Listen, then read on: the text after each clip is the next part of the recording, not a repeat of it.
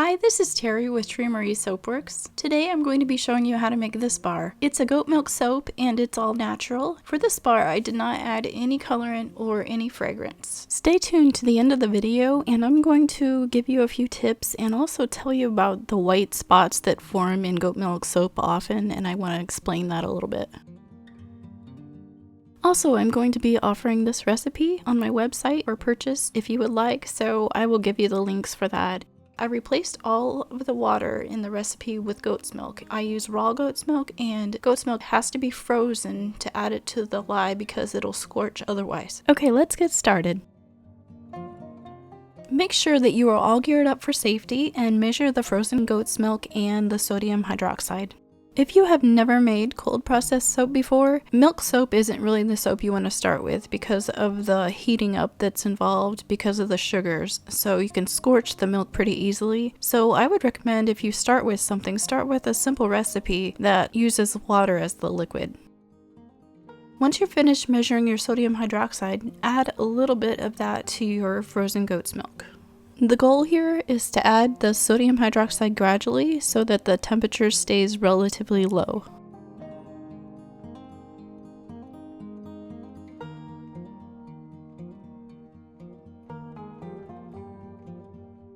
And to help keep your temperature low, I'm going to show you how to make an ice bath. Just set your pitcher in a bowl that's a little bit larger and surround it by ice cubes, and then pour enough water in there to make it barely float or not float at all. Be careful that it doesn't float too much or it'll be unstable. Next, just keep gradually adding a little sodium hydroxide and stir very well in between, and then we're going to give it a little break. And while we're gradually adding the sodium hydroxide, I want to talk a little bit about the color of the goat's milk. It's going to turn a little bit of a yellow color when it's starting to scorch, and it usually gives off kind of an ammonia smell. Now there's nothing wrong with this, you can totally use it, but for this recipe, since I'm not adding any color, I wanted to keep it as light as possible. To give you an idea of an acceptable shade of yellow that's totally fine, I'm going to show you this picture. Okay, in this photo I'm straining the goat milk. I wouldn't get it any darker than this, but this yellow is totally acceptable.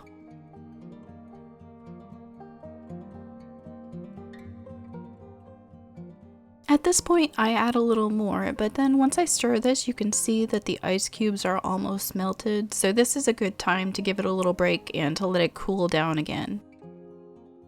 I try to keep the temperature below 70 degrees Fahrenheit or 21 degrees Celsius.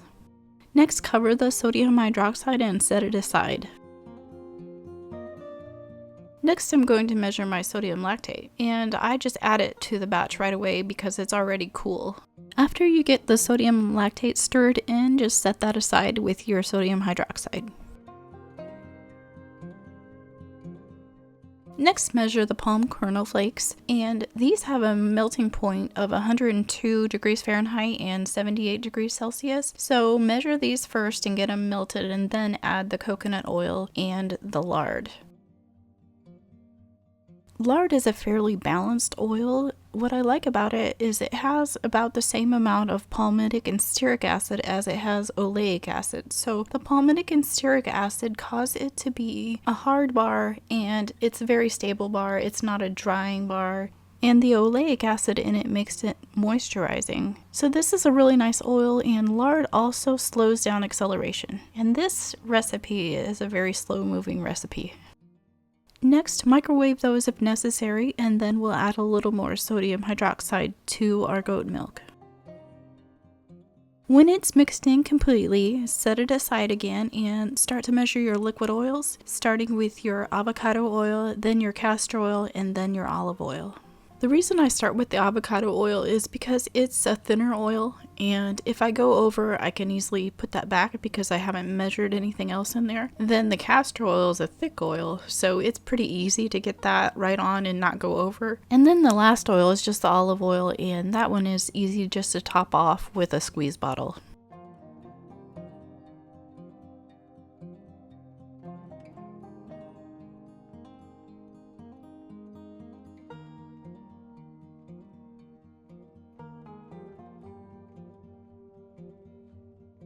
I microwave these oils until they're almost melted, and then I just stir the rest of the way, and I add my cocoa butter. These are cocoa butter pastilles, and they are from Brambleberry. I really like working with them, but you can use any kind of cocoa butter with this. If you don't want it to have a chocolate smell, make sure you use the deodorized kind.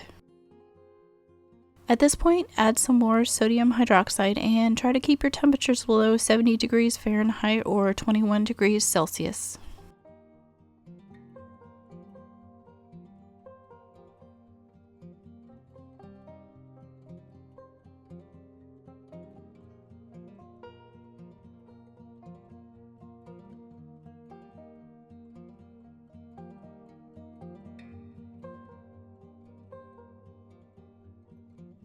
Next, I stir in my cocoa butter, and if it needs a little more microwaving, I microwave it until it's barely melted.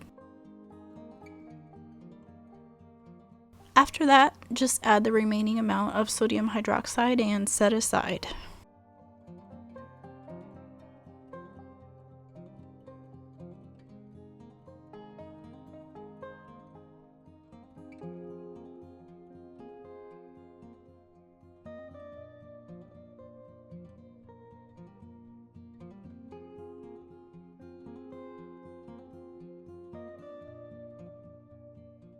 Now it's time to add the liquid oils to the melted hard oils, and make sure you pour down the side of the pitcher just so you don't introduce a bunch of air bubbles. Stir your oils until there are no streaks, and if there are still streaks after you stir, just microwave them to make them warm enough to have no streaks. Now strain your lye solution into your oil solution, and this is going to be a little more difficult than it is when you're using water, but it's pretty important because you can't tell if there's any pieces of lye that didn't get dissolved. You're using a colder temperature now, so it's not necessarily going to dissolve as easily as when it's warmer. I use the back of a spoon, or I found that if you have a mortar and pestle, the pestle works excellent to get all of that goat milk through there. There's another reason I strain my lye solution, but I'm going to speak to you about that when I'm cutting my soap.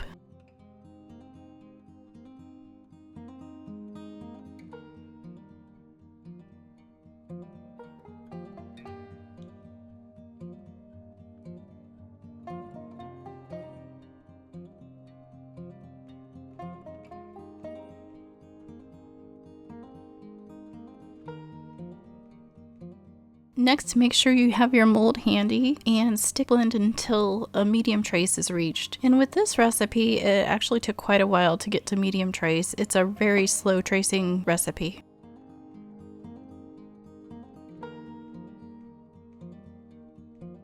Goat milk is wonderful in soap, and think of it as the difference between water and milk. Milk is so much more creamy. Also, the lactic acid in it helps to remove the dead skin cells from your top layer of skin, and it reveals the smoother skin underneath.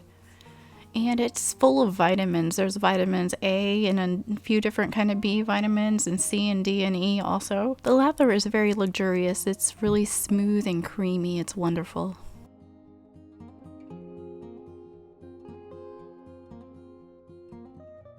I would say that I only got this to light trace when I poured it, and that is because this recipe was just moving so slowly. So if you want to use this recipe for swirls, it would be a great recipe for swirls.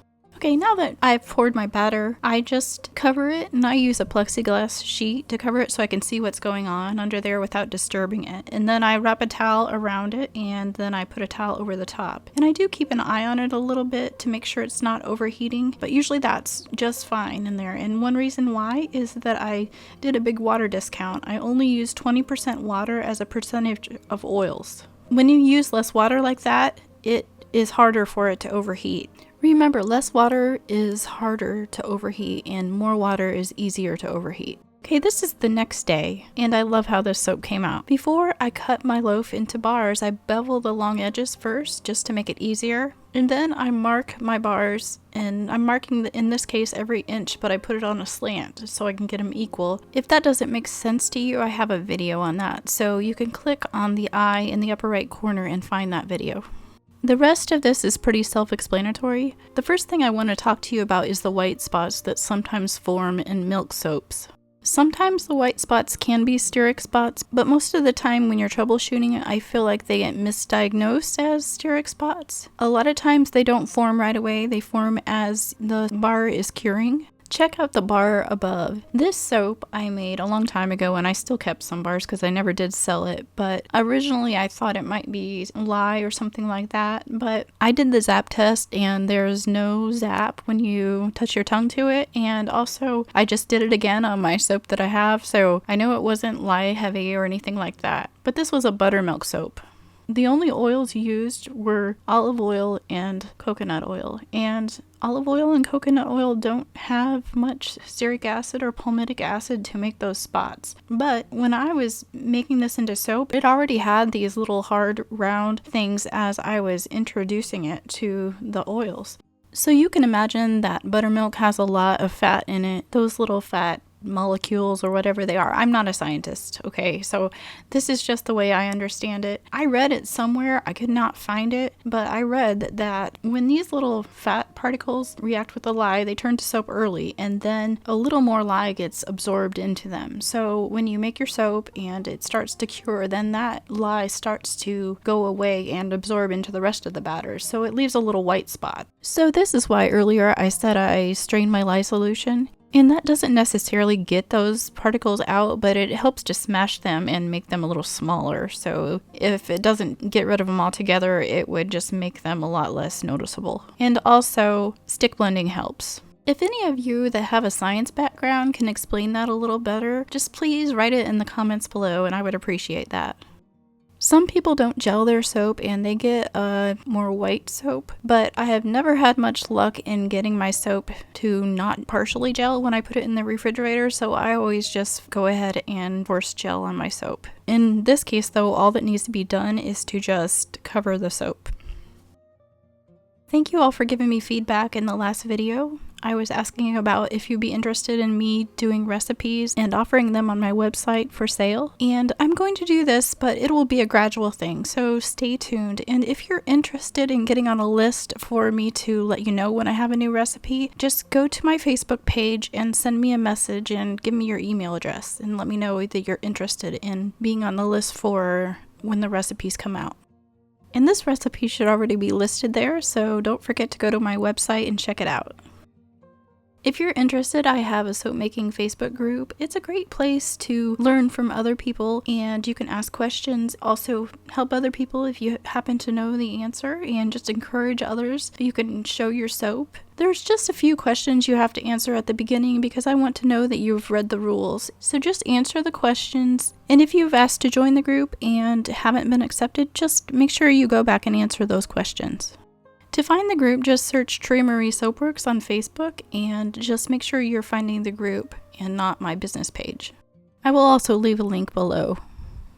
If you appreciate my videos, please just give me a thumbs up and a comment, and also if you're new to my channel and you haven't subscribed, please subscribe and hit the bell for notifications so that you'll be notified when I post my next video. Thank you to those of you who have checked out my website and also the ones that have placed orders. I really appreciate it. Thank you so much for joining me today, and thank you for sticking with me until the end, and I appreciate you and have a great day.